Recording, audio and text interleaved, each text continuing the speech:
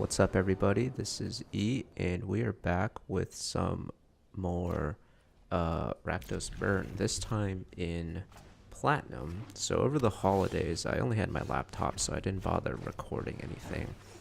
And I didn't really play much. The only thing I did was play a Monored Aggro deck just to get into Platinum. It had 4 risk factors, 4, what are they called?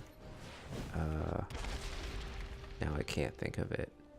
It's Flame of Kelds and no Experimental Frenzies. But anyways, I played that deck, won about 2/3 of my games and got into Platinum, and figured I'd try Rakdos Burn again in Platinum, because in Gold it had, like, basically I was winning half my games. So I decided to reset my win counter here and see how well I fare in Platinum now that I've sort of gotten a little bit more experience with the decks. So we are playing, I assume it's Jeskai Control. So against a deck like this, you really want to dump your burn spells, aim them at their face, avoid counter spells the best you can.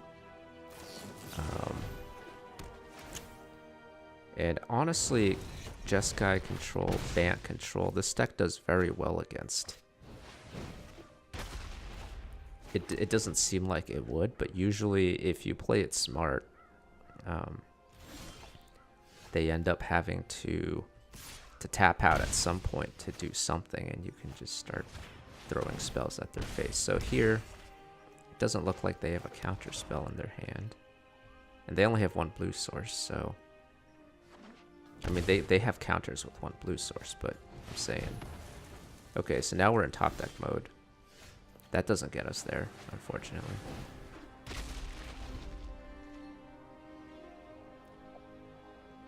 So I was testing a version of Rakdos Burn with 2... What do you call it? We got our guy tucked. That's okay, I think. Any spell will do. They're tapped out again. But I was playing 2 Flame of Kelds in my Rakdos Burn deck for a while, just experimenting with it. Honestly, I kind of liked it. It honestly wasn't terrible. It's good for those situations where, you know, you're not drawing your sword point diplomacy or your risk factors. It adds a little bit of pop. Even though we're playing some black spells, I still found it to be okay. But the version that I'm running today has 2 Banefires in it. I see Lava Coil as being a decent option as well, but sometimes it's just dead in your hand when you're playing against control. It's kind of a meta choice, honestly. And I've seen Goblin Chain Whirlers get run in this deck as well, but it's not super consistent, because you do run a couple of swamps here, and although Chain Whirler is still good in this deck, it just feels like we want to run more burn spells and less creatures. Otherwise, it's not really Rakdos Burn, is it? But honestly, my assessment overall of this deck is that it's still a worse version of Monored Aggro. I know we'll be getting some Rakdos cards when the new set comes out very quickly, middle of this month, I believe. But my worry is that other decks will gain more than this deck will gain, right? This deck will gain the Shock Land. It will gain, hopefully, at least like 1 interesting burn spell. I don't know, like some of the preview creatures seem okay, but honestly, I don't know if Rakdos Burn will be able to keep up when the new set is released. We'll have to wait and see. I'm not sure. So yeah, another issue with this deck is with what we're facing right now. The red / white / green aggro decks pose a lot of trouble with us, for us, because we're not playing any chain whirlers. We don't have any sweepers. And they can generally just overrun us before we can deal 20 to their face. They're generally faster than us. And Sword Point Diplomacy is kind of slow because it's a sorcery. Generally speaking, we're tapped out the turn we play it, so it gives them, free reign to attack or do whatever they want. So our opponent got super aggressive here, took 6 damage. That's interesting. Actually, no, they took 9 damage. Wow. Well, they're not attacking though, so they're gonna get to. Well, they're not going to get to trigger Legion's Landing. I don't know if they want to attack with the Vanguard because paying 4 life is kind of risky at this point. Okay, Benelish Marshal. Well, that's troublesome for us for sure. I would consider blocking the Vanguard here because we're okay with our opponent paying 4 life. So they don't, which is understandable as well. I don't think we have time to Sword Point Diplomacy again. Well, we can Banefire the Benelish Marshal, or we could Sword Point Diplomacy because they can't technically kill us next turn. Most of these decks don't run that pump spell that costs 2 mana. Some do, but most don't. So we could risk it. But it's looking tricky because again, we don't have sweepers in this deck.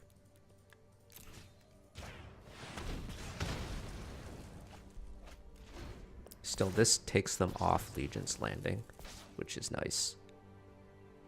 Because flipped Legion's Landing is super bad for us.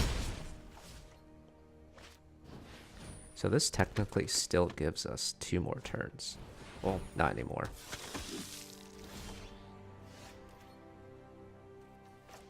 If we Sword Point Diplomacy, we'll still technically have 2 turns. Because we can shock one of their 2/2s. And they can only deal 5 damage to us next turn. They'll get to flip Legion's Landing, but, can't really help that at this point.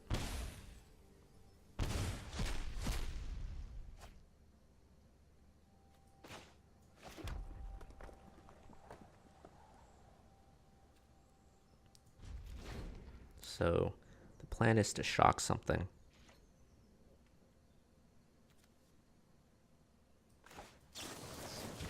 So Legion's Landing triggers when the attacks are declared, so there's no point in waiting to play shock.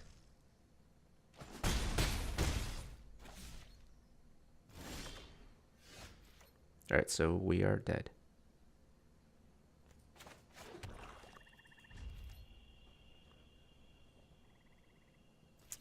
Probably just going to concede if they do anything. Yeah, we're going to concede. So yeah, like I said, a big issue with this deck is that it's just not very good against like white aggro, green-white aggro, red-white aggro. And if we put in like fiery cannonades or something, it's just a dead card against mid-range and control. So you kind of have to say, this it's not going to be good against everything. Chain Whirlers will help somewhat, but those decks usually play the 4/4 Loxodon that convokes and gives everybody +1/+1 counters. And with Benelish Marshal, usually they can, in the mid game, go over the top and beat a 3/3 first striker. So we might be playing Monored Aggro. This deck is actually pretty decent against Monored Aggro. So the reason I took the trade there is because I want to play my electrostatic field. If they still have their goblin out, they can sack the goblin, play a 3 damage burn spell to kill the field, which I don't want to happen. I want them to, waste like 2 burn spells to kill the field, not a goblin and a burn spell. So here we make sure we put a stop and then kill the war boss. And then we remove the stop. If you don't put a stop there, they'll get a token. And so here we're not afraid of blocking because they're tapped out.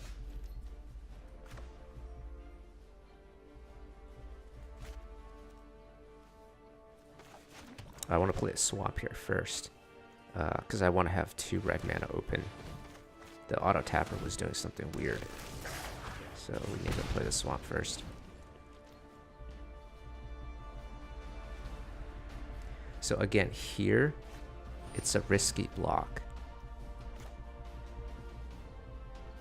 I might wizard. I might. Alright, I'll let it go. This is still a risky block because they have 3 cards in hand, right? The way they've played their lands out, it seems like they definitely have something in their hand. So I don't think I want to block. It's a risky block to make. So they can like throw a lightning strike at my field and, you know, destroy it. Alright, so we have 3 burn spells here.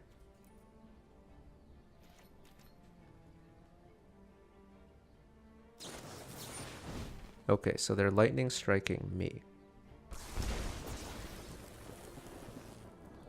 Maybe they have like experimental frenzy and not enough lands. So here, I think I'm gonna double shock. So shock both lava runners. Because again, I don't want to risk some burn spell killing my electrostatic field.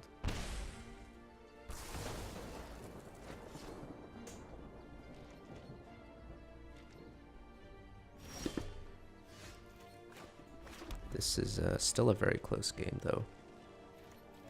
We're drawing a little bit dead, and the opponent still has 3 cards in hand. But so far, they're content not to kill my electrostatic field. They're letting it live.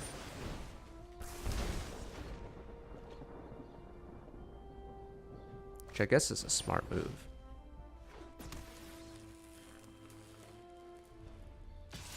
So at this point, I think I'll block, and if they have a lightning strike in hand, then they have 1 in hand.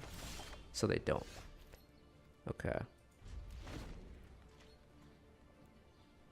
This matchup is good if you can hit Sovereign's Bite. That really turns things around.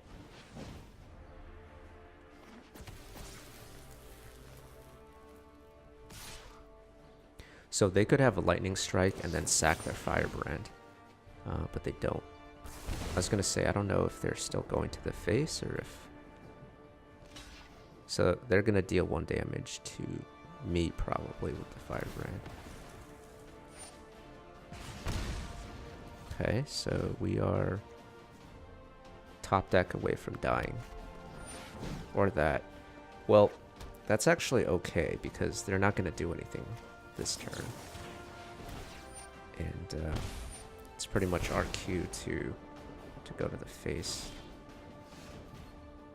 Maybe I should have played the lightning strike the previous turn instead. But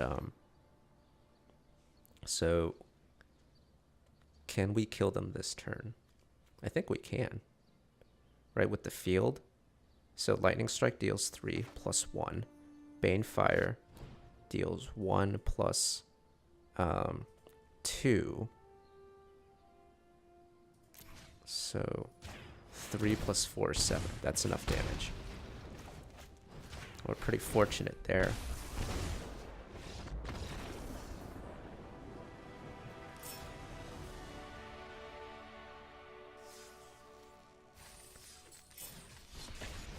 Alrighty. So surprisingly, we're a little bit over 500. Here, I didn't record. If you notice the session counter, I didn't record my first couple of games. So when I started recording, I was 2-2.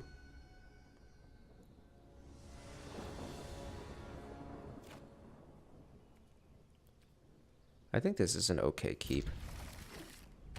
We are missing a 3 damage burn spell, but that's usually okay if we don't run into a wild growth walker, which in this case it looks like we're not, because we're playing Monored Aggro.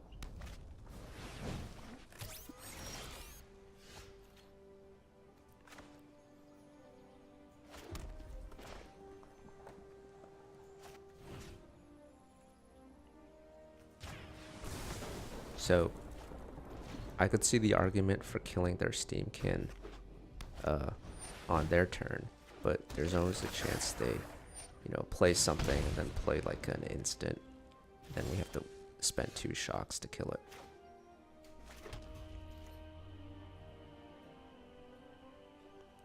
So I believe I was gonna say, well, that doesn't matter, but we're gonna risk factor maybe. The problem is we're taking more damage from them if we don't shock the Pyromancer, but I mean, they're gonna take the 4. It doesn't really, it's not even a question. So we're in big trouble here, though.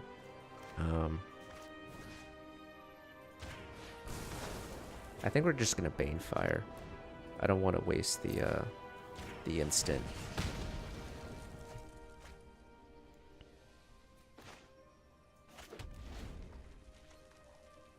Again, a Sovereign's Bite would really help us. Luckily, the opponent looks like they're a little bit flooded, but I mean, we both have 5 lands out. You know, next turn I'll play my 5th land.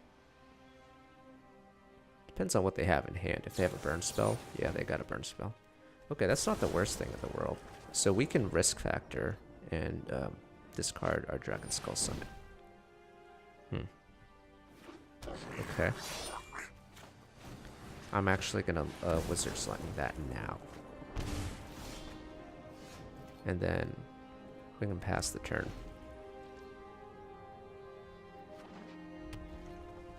Okay, so our opponent for some reason played out their last land instead of holding it back, which makes me think this is an Experimental Frenzy deck. They just want to... Wow, that's kind of weird though. I mean, if it were me at this point with that many lands in play, I would just hold the last land in my hand, just so you can kind of bluff. It wouldn't really matter in our case because of what we have in our hand, but... Firebrand, okay. I think we'll let the Firebrand go for now.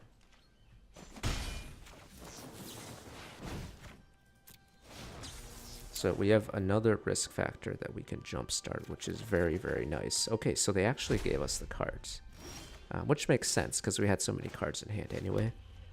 But little do they know we don't have a creature. I think we're still okay letting the Firebrand go for now. And we're gonna jumpstart this guy. So if they take the damage, we'll have enough to burn him out.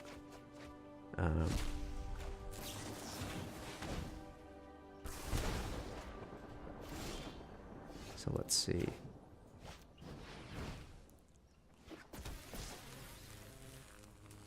We're gonna attack first. Okay, let's Wizard's Lightning.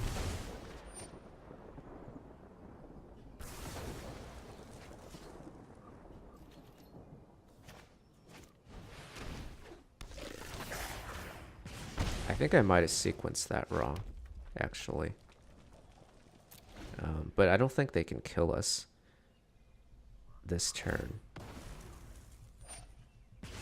Like, even if they had a Frenzy, they wouldn't have enough damage output to actually kill us this turn, I don't think. So, yeah. It's possible we could have gotten the win last turn, but... Yeah, I don't think... I mean, I'm not even going to show them the Banefire. I think they saw it. I think we played a Banefire earlier that game. But, yeah, anyway. That went okay. But also with the Monored Aggro games, we didn't see them really get too going with their, you know, Experimental Frenzy shenanigans. I know that the first Monored Aggro deck we played, he got Frenzy out, I believe, but it was too late. Okay, so I'm seeing more control decks when I see like an island turn 1. I don't see so much straight up Is It Drakes anymore. That was popular like a month ago, but I'm seeing more control. And this definitely looks like a control deck with a turn 2 search for Azcanta and Glacial Fortress. So while they're tapped out, let's Sword Point Diplomacy because it's a sorcery. And we want to hit that sorcery when they're all tapped out.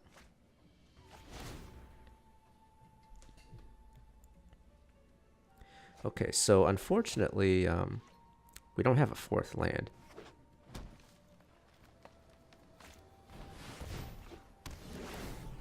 Gift of Paradise, okay.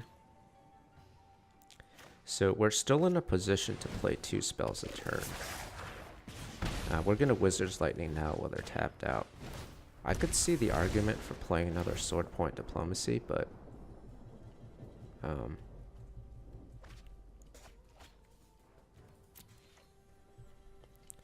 don't know.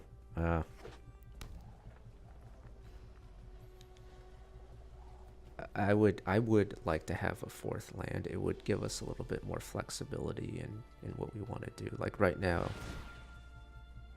next turn, we can triple shock. We probably won't, but...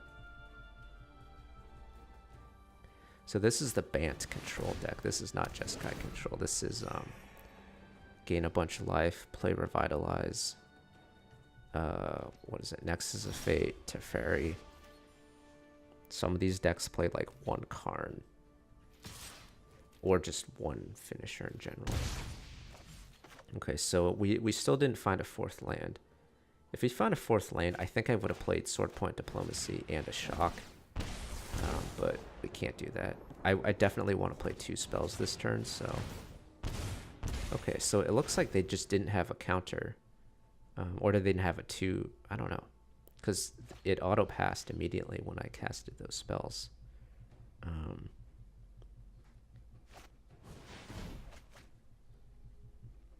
Okay, but we gotta assume they drew a card plus 2 more off of Chart a Course, so it's possible they now have a counter in their hand, especially because now they just drew another card with Teferi. And with these Gift of Paradises, Sinister Sabotage is clearly on the table. Okay, so we got land number 4. So let's attack first.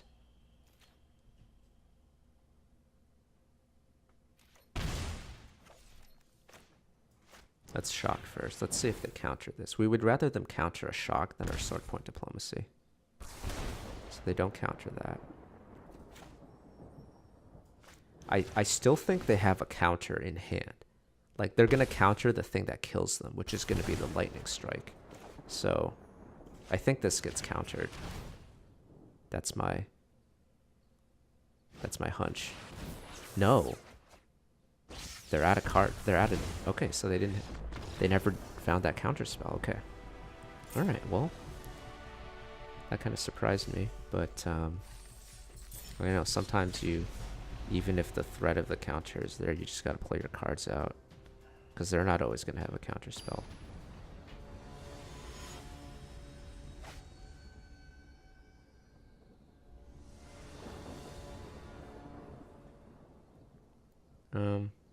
This hand's a little awkward with the Cinder Baron. So we have to decide. I think I'm going to keep it. A 2-land hand is generally a keep. So the question is, do I play Mountain Firebrand or tapped land? So I think I'm... it's tricky. So I'm going to play the Firebrand in case they have a Llanowar Elf. If they have a Wild Growth Walker, I'll just spend 2 cards to kill it. So they don't. Okay. So this turn's a little bit awkward now because we didn't draw a land, so we have to play this thing tapped. We do have the opportunity to shock something, which is, you know, decent.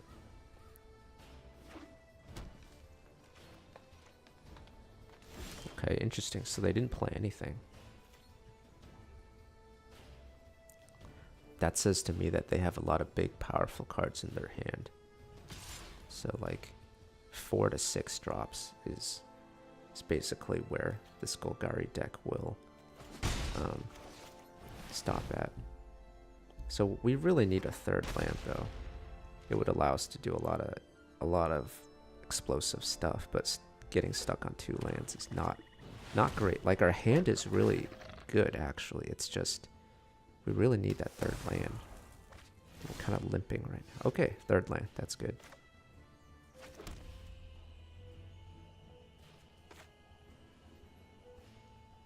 That gives us a shot at winning this game.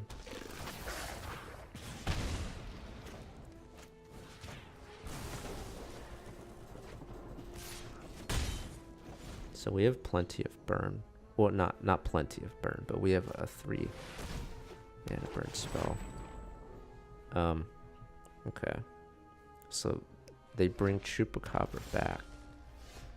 So at this point, you know, we're not going to waste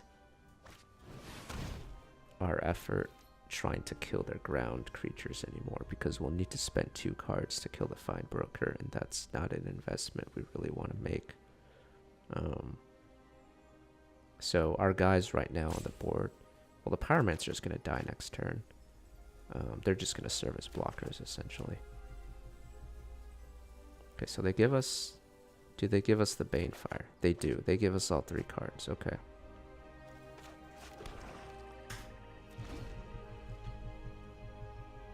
So I assume the Chupacabra is going to come out, unless they play land 6 and a Carnage Tyrant. That's a possibility. We could block now. I mean, we don't need to, but because we're still at 20 life.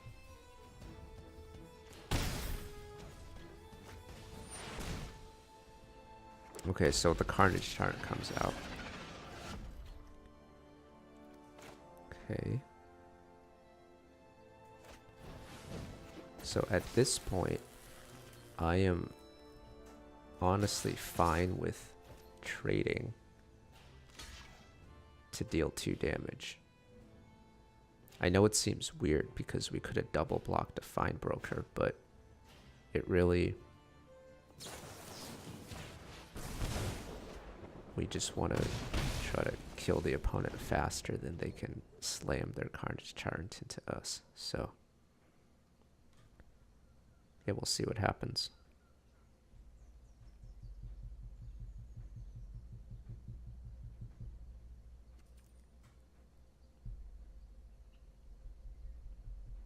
Because right now, you know, we've got 2 turns to do something. The Chupacabra's fine. We expected that. Okay, they kill the Pyromancer. If they attack with the Fine Broker and the Carnage Tyrant, so we're going to block the Fine Broker, sack the Firebrand, and deal 1 damage to the opponent.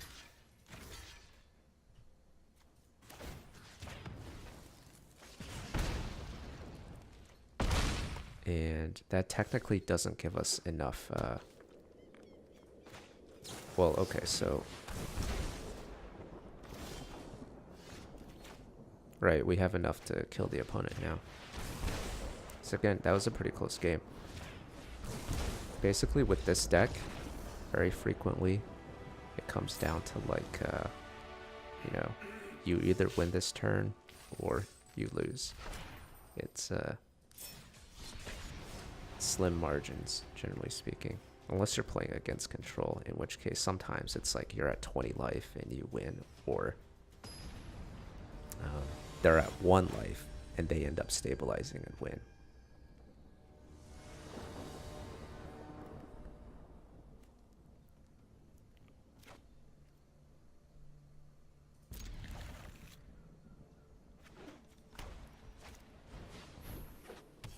Okay, so mono white. Again, this is a really tough matchup for us. We don't have Goblin Chain Whirlers, and with the hand we have, we're light on actual burn right now. If we can stabilize, because we have 4 lands now, so if we can stabilize, get a good sword point diplomacy off, we can start casting like 2 spells a turn. But, so they have a super, super fast hand, which this deck does anyways, because they play a lot of 1-drops. So this version, the opponent has Snubhorn Sentries. I'm assuming that's replacing Hunted Witness. They're both good cards in different ways. Okay, so this Conclave Tribunal, I think, is game over, honestly. They're going to be able to ascend next turn, probably.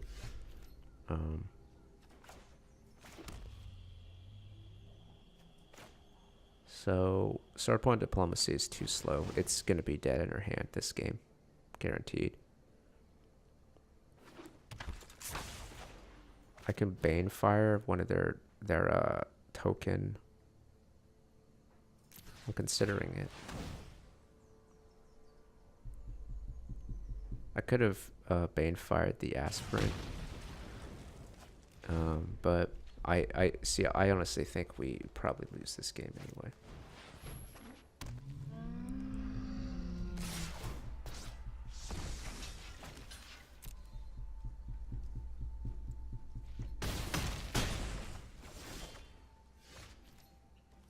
Yeah, I think it actually would have been good to Banefire the Aspirant, because we wouldn't have, the 1/1 Lifelinker wouldn't have killed our Lavamancer. So, this is basically our last chance to stabilize, I think. So this turn, the opponent can activate Adanto.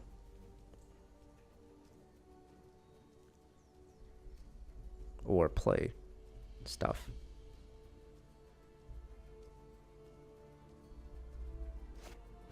Okay, yeah, that's pretty bad for us. So the biggest issue now is the sentries with 4 toughness. We're gonna have to see if they give us anything. I mean, I don't think we can come back from this. Once they go wide, we can't really stop it. So unless they're at such a low life total that we can burn them out, we generally just lose the game. So imagine if these if that Banefire was a Goblin Chain Whirler. I mean, in this version of the deck, because they had the Snubhorn Sentries, I think we still would have lost. But if this deck were playing Hunted Witness, we might have a chance. If they don't draw a second Conclave Tribunal. But if they have 2 Loxodons, then we're just toast.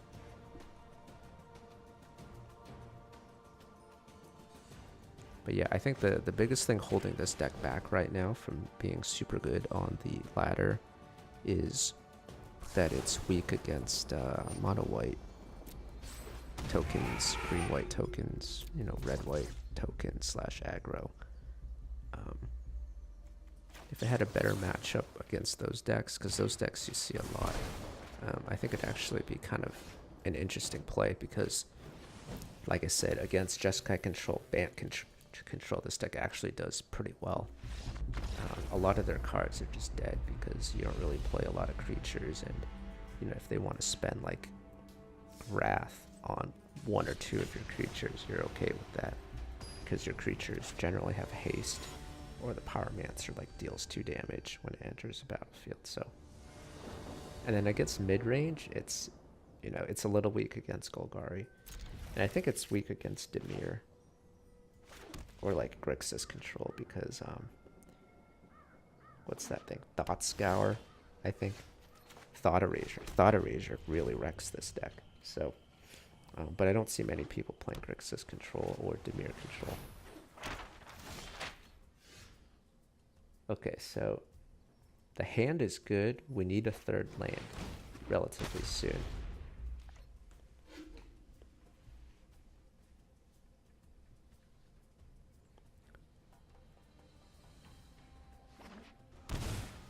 So, okay, they paid 2 for the Steam Vents, which makes me think that they're going to counter something. Let's see if they counter the dinkiest thing we can play. Or they don't. Also, another issue right now is they have their treasure map out. And that's, over the course of the game, it's going to get them a huge, huge advantage. So, honestly, this is not looking great for us. I know I said that we're usually favored against Jeskai Control, and we are. But the way that the... okay, so that's bad. No third land. Like I said, at this point, we really want to be playing 2 spells a turn under the assumption that they're going to counter one of the spells.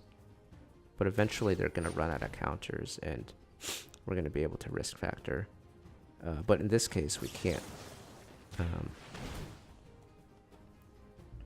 We really need that third land so we can do like Pyromancer plus Wizard's Lightning or something. Or hold up risk factor for when they tap out.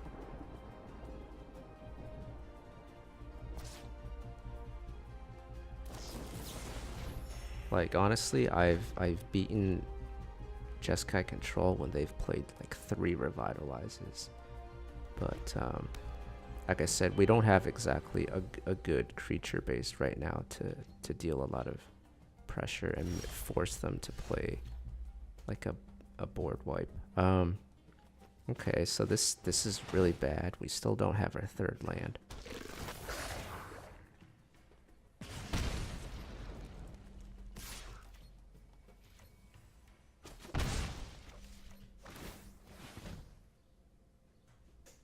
So at this point, a Cleansing Nova would hurt tremendously.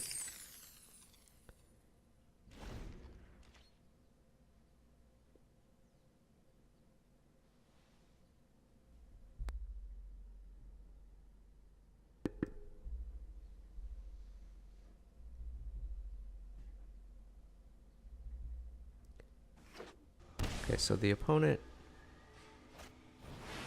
okay. Niv. So if we had our third land... well, we still don't have our third land, so I think we're just going to lose the game.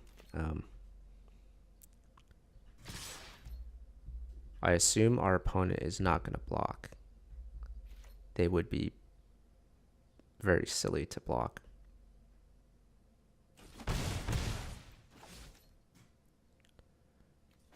So I don't know exactly what combination of things might be the right play to make.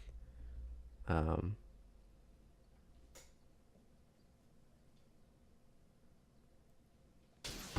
yeah, I think we just lose right now.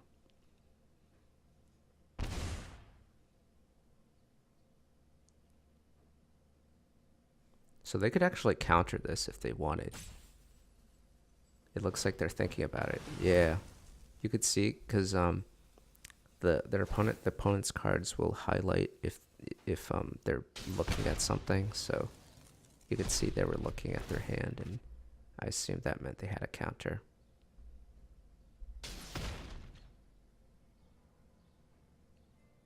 So that counter really, if they didn't have that counter, they would still be in trouble because they'd be at 7 right now. Okay, so definite Clarion. Plus the Niv Mizzet ping wipes her board.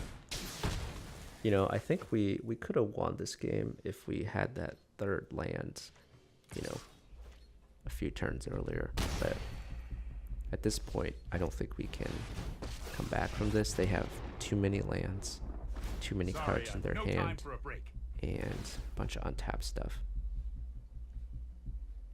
And they also gain life with the Deafening Clarion as well, because it has 2 modes. So they actually have more life than we do at this point.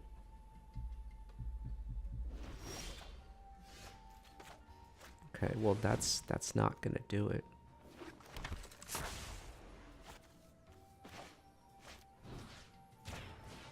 That's not gonna do it either, but yeah, like the issue is not only is it dealing 1 damage, Niv also draws them a card every time we play a spell.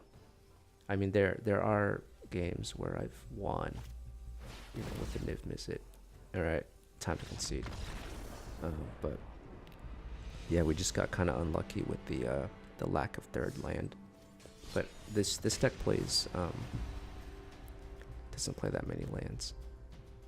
I'll link the deck list in the description of this video. I don't remember how many lands it plays off the top of my head. It might be 21, it might be 20. I think it's 20. But don't quote me on that. It might be 21. I don't remember. And I'm too lazy to add up the things in my deck list. We can try though.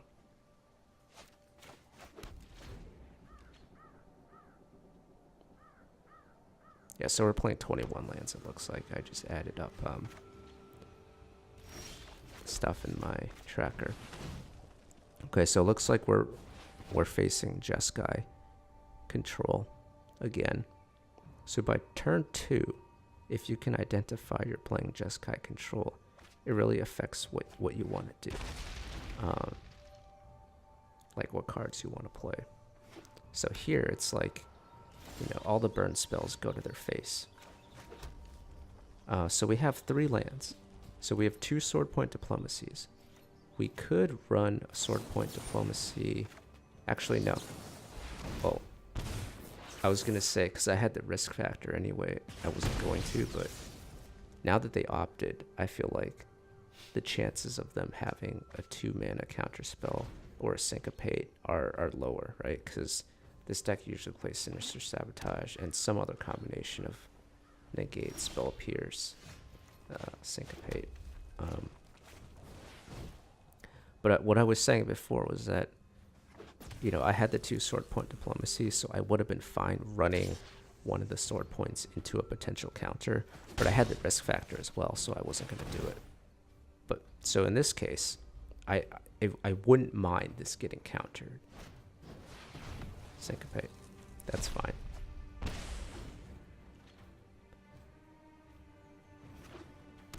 Like Jeskai Control doesn't have unlimited counter spells, right? They play a lot of board wipes and stuff, you know, to contend with the creature heavy decks.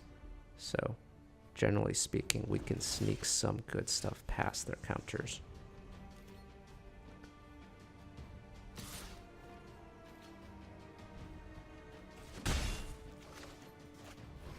So we're gonna ignore the Teferi. There's no point in wasting, you know, 5 damage killing the Teferi, where we could just be throwing it at our opponent's face. Okay, so Revitalize. I was gonna say we are in potential like Banefire finishing range right now, but that Revitalize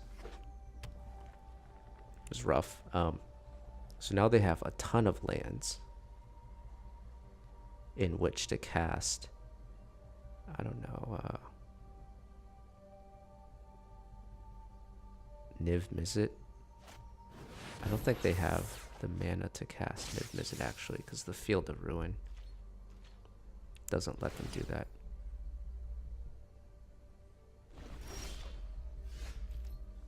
But still, okay, we gotta assume they have 1 counter spell. But we're gonna attack first.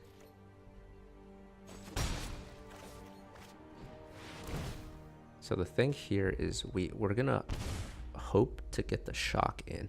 Okay, so they didn't counter the Sword Point Diplomacy. That's interesting.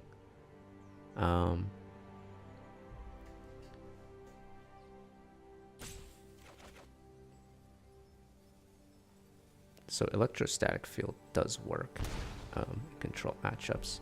So if they can't counter the shock, we just win now. Oh, or that works too. So we actually made a misplay there, I think.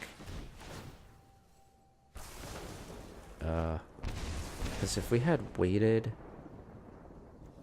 put a stop on their upkeep, they probably would have played Revitalize at the end of our end step, and then we could have shocked in response and killed them. I think. Actually, well, no, they had expansion, so they would have copied their Revitalize. So maybe not. So never mind. I guess it wouldn't have mattered. This might be better because they copied our Shock to kill our dude instead of copying Revitalize, which actually benefits us. Okay, so they're still at 3 life. They maybe are afraid that we have another Shock. Maybe, I don't know. Or they're just digging because with Chemister's Insight because they don't have anything.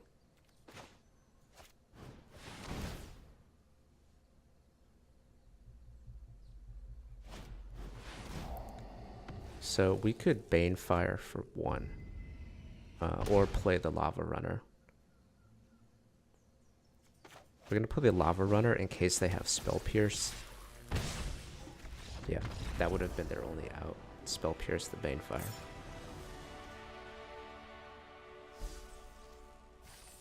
Alright, I think this is a good place to stop.